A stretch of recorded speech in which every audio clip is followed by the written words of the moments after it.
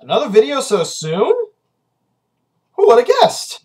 Yeah, it's me, Joel Castro, making another vlog, and well, since my recent absence, I've kind of been neglecting my videos lately, and since I know a lot of people like seeing them for some reason, I figured, you know, why not make another video like a few days later, or maybe the day after, you know?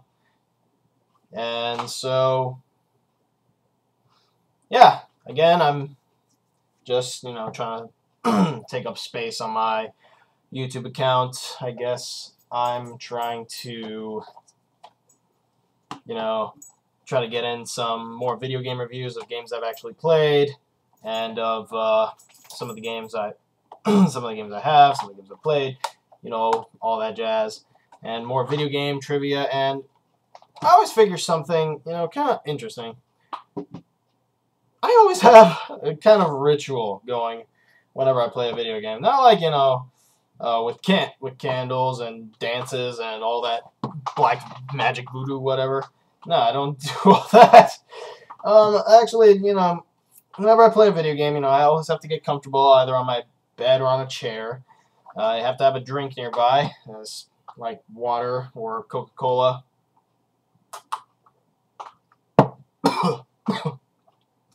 Damn it, went down the wrong pipe. That was not cool.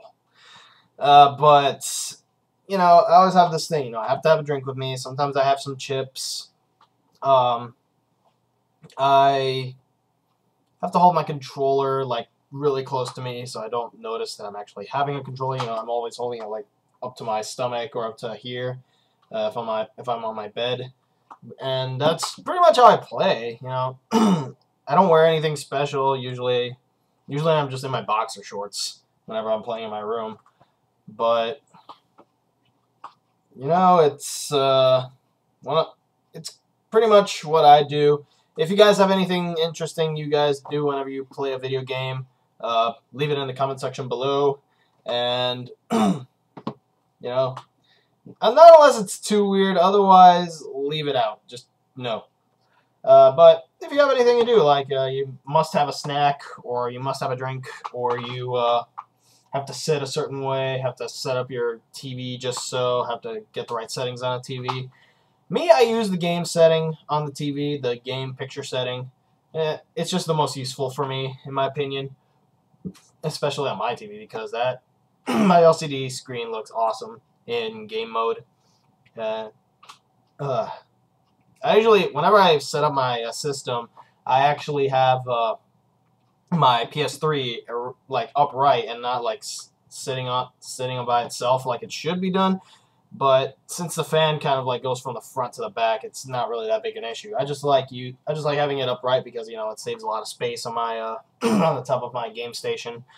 And my GameCube is usually in the compartment below. My PlayStation is in the upper compartment, just, you know, again, to save some space. I have a shelf on the side of my game station that has a couple of my games. I also have my bookcase, which is no longer my bookcase since I have that over here in the living room. I have a bookcase that's meant specifically for my games and DVDs. So I'll probably show you that, guys, eventually, depending if my roommate will allow it. We kind of share a room, and it's a bit of a mess right now, so not anytime soon, but, you know, whenever it gets cleaned up properly, that specific little area, I'll show you how it's set up and what I'm talking about. And, yeah, that's basically how my station is set up, and that's basically what I do. You know, have to have a snack, have to have a drink. I usually commentate on myself when I talk, when I play, and it gets kind of interesting, you know. Sometimes I'm very focused on the game, but hey, you know, what am I going to do? I'm a gamer. And I know you guys are expecting a review. I have one. This is Metroid Prime. Big nostalgia point for a lot of us, since a lot of us owned a GameCube at some point or another. Not everyone, I know, but a lot of us owned a GameCube. And so this was one of the games we almost had to buy because, you know, people kept praising it. Oh, it's so amazing! It's so amazing. The atmosphere is incredible. The music is fantastic. The difficulty is just right. You know, this is an amazing game, and I'm one of the few people, sad to say, that I've never in my life played the original Metroid games. I've never played the SNES. I never played the NES version. I've never played Super Metroid. Never played Zero Mission or Metroid Fusion. And you know, I've never played those games, and this is the first Metroid game that I've played, and it is awesome. I would definitely count it in my top 20 video games of all time, for the following reasons that I'm going to explain to you. The story goes like this. Samus, you know, our protagonist, our female protagonist, one of the few in video gaming, she gets sent on a mission to investigate this ship that somehow got disabled, and she finds out they were doing experiments with this unknown substance called Phazon. They were trying to, you know, implement it into creatures and stuff to see what its power contained. And the ship almost immediately starts crashing into a planet called Talon 4. And that's actually where the bulk of the space pirate experiments were taking place. And it's up to her to investigate what these space pirates are doing, try to destroy the source of the Phazon infection, while also, well, you know, exploring this massive planet. And it is a massive planet. This is one of the largest GameCube games ever made. The environments are very detailed. The art style is supreme. The atmosphere of it just screams sci-fi, you know. It's just so immersive. And you play as Samus, but not in the way you played in Super Metroid or the other games. It's not a side-scroller. You actually have like this first-person perspective. The gameplay plays out almost like a first-person shooter with exploration methods to it. Like, you have this first-person setting. You have your gun showing right there in front of you, and you're basically going around exploring this place. You can switch through different visors, combat, scanning, thermal, and x-ray in order to get a better view of your surroundings, in order to investigate better. The most important ones will be the scan visor and the combat visor, but since you get the other two, you actually have the option to use them. And, you know, you can fire your gun. You have 4 different beams that you can collect through the game, which I'm not going to spoil for those who haven't played the game, but they're pretty useful in their own right. They have their strengths, they have their weaknesses. You also get missiles, the morph ball. The morph ball makes it back, and it is very useful. It is very awesome. And it is just so unique in the way you use it. It feels like you're rolling around in the ball. The physics of this game are so realistic. I love the game physics in this one. And also new to the series, gameplay-wise, is a grapple beam. First-person grappling.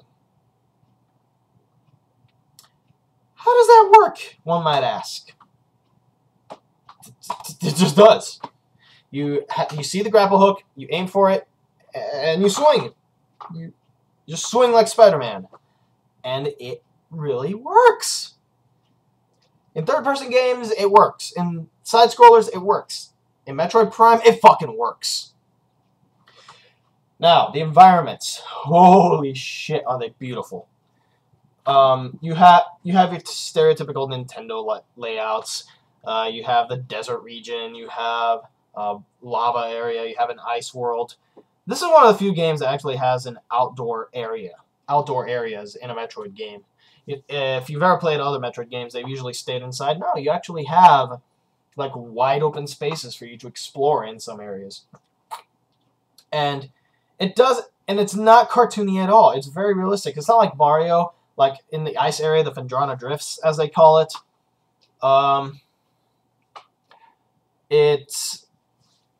it doesn't use the stereotypical colorful colors like blue and white and Christmassy type setting like in Mario games and stuff. No, it looks gray. It looks icy. There's rocks everywhere. It's just amazingly realistic. I'm gonna say that about this game. It's the physics and the environments look so realistic. You swear that this could actually be a real life planet. And the graphics make it look amazing. You will not find better graphics on the GameCube, period. This is, in my opinion, this is probably the best looking video game on the GameCube. Both this and Metroid Prime 2 Echoes, which I unfortunately don't have. But it's just, it helps create this atmosphere. And the lore, the story, you find out on your own. You scan the pirate lore, you scan the ruins to find stories about, excuse me, you find out the story through scanning things to get these lore, these logs, data logs. You find the story on your own. It's not like fed to you. You actually have to find it. You know, you have to discover how the story works. And for some people, this can be annoying because, you know, some like to see the story unfold as it goes. This is one of those games where you are part of the story, and you are discovering it as the character, as Samus. And it is awesome. I like it. I like a story that you discover on your own. I like those kinds of games. I like that kind of story. I absolutely like it. It may be hard to grasp for some people, and I understand that. But it's just a different way of telling a story, in my opinion, where you have to discover it on your own. And it's not being force-fed to you like a lot of other games. Issues with the game, very few. Quite honestly. One, when you try to open doors, sometimes they don't open immediately after you unlock them. Like, you have to fire a beam in order to open it. Sometimes they don't do that immediately. And that's usually to mask the loading times for the games. They do the same thing with elevators. And it gets a little annoying, but it's not really... It's a nitpick, to be honest. It's not really that noticeable. You know, if a door takes long to open, it takes long to friggin' open.